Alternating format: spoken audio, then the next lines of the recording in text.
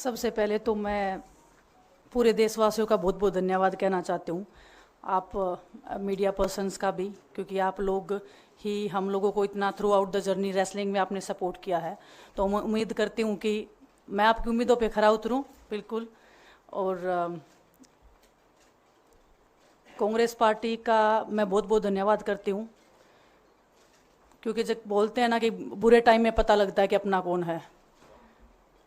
जब हम रोड पे घसीटे जा रहे थे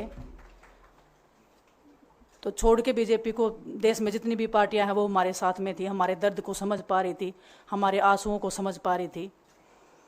मैं बहुत प्राउड फील कर रही हूँ कि मैं एक ऐसी पार्टी में, एक ऐसी विचारधारा में हूँ जो महिलाओं के साथ हो रहा अन्याय और उनके साथ बुरे बर्ताव के खिलाफ खड़ी है। वो लड़ाई लड़ने के तैयार है, सड़क से लेकर संसद तक।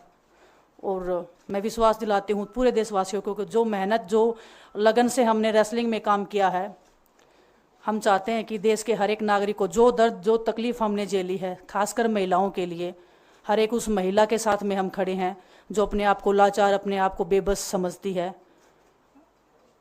रेसलिंग में मैंने पूरा कोशिश किया कि मैं जितनी भी महिलाओं को, छोटी बच्चियों को इंस्पायर कर सकती हूँ।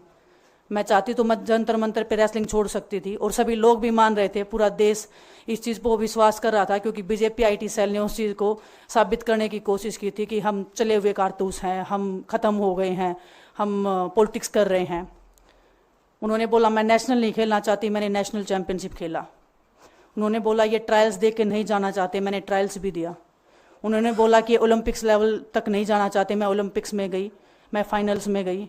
अनफॉर्चुनेटली परमात्मा को कोई और चीज़ मंजूर होगी। एक चीज़ मुझे पता है कि जब मेहनत आप करते हो तो ज़रूरी नहीं कि आपको उसी दिशा में मिले, कई बार दूसरी चीज़ों में भी आपको वो फल मिल जाता है। और परमात्मा ने मुझे मेरे देश के लोगों की सेवा करने का जो मौका दिया है, वो मैं मानती हूँ कि उससे बड़ा पुण्य का काम कोई नहीं हो सकता है। मेरे लिए बहुत प्राउड की बात है। बहुत एक मैं नई पारी की शुरुआत कर रही हूँ आज से।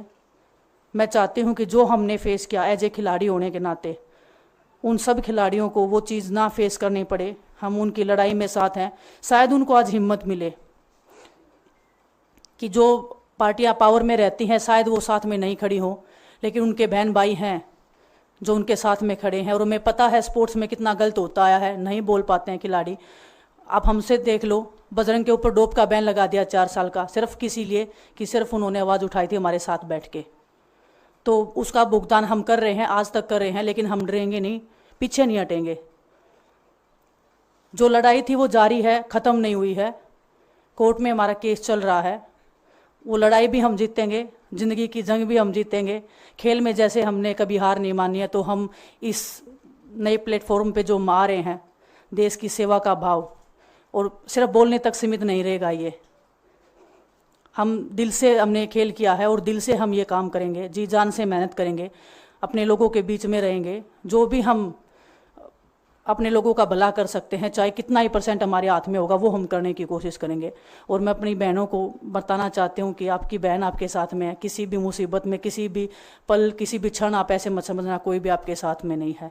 जब कोई नहीं खड़ा होगा तो मैं आपके साथ में ज़रूर खड़ी रहूँगी, कांग्रेस पार्टी आपके साथ में ज़रूर खड़ी रहेगी। ये हमने फील किया था, और मैं वादे से कह सकती हूँ, दावे से कह सकती हूँ कि बिल्कुल आपके साथ भी खड़े रहेंगे। बहुत बहुत धन्यवाद आप सबका।